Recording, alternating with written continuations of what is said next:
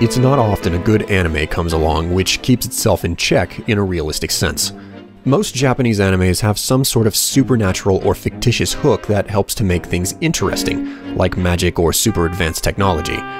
The shows that stick to reality and deviate very little are few and far between, which is why I love it when one shows up. And just by luck, the fairly recent show, Tari Tari, took me by surprise for that very reason. What makes Tari Tari unique is how, despite staying grounded in reality, it still has just about every last cliched anime element out there, but they remain unused. The show starts with a new transfer student arriving at school, a girl in the same class wants to establish a new club and needs new members, and there's even golden opportunities for pointless fan service to be thrown in. Despite all of these things being so easy to take advantage of though, Tari Tari never crumbles and holds itself to a higher standard that doesn't involve useless fan service or extreme melodrama. The transfer student, while having his own story, turns out to be a supporting character. Konatsu, the girl starting the club, succeeds, but faces member problems later. And the entire time, perfect moments for needless fan service are allowed to just pass, favoring instead a more realistic turn of events. All of these things help to make Tari Tari a good show, but what seals the deal is the acknowledgement of very real outside forces which dwarf high school struggles. In traditional fashion, Tari Tari, like so many other shows, tells its story through character arcs. A select few episodes focuses on each of the characters and his or her problems outside of school. While some characters, like the girls Wakana and Sawa, face what could be considered crises in their respective lives, others are only burdened with much less serious concerns. This is actually Tari Tari's weak point as a show.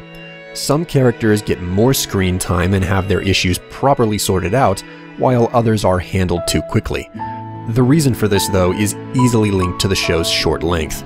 It simply wouldn't have been possible to completely flesh out each character and still have an overarching story in a mere 13 episodes. This fact does work against the show to a certain extent, but the attention given to the larger story isn't misplaced. After Tari Tari does its best to define its main cast of characters, it then quickly shifts gears. This is where the show staying rooted in reality really shines. The sudden turn of events reminds you that in life, uncontrollable things happen, and you just have to deal with them. Not everything has a happy ending, and while Tari Tari does take what I consider to be one too many steps to deliver a pseudo-happy ending, it's only to a minor extent. Moreover though, the show's rapid conclusion speaks to the fact that life goes on, even if a dampener is put on how a part of life ends.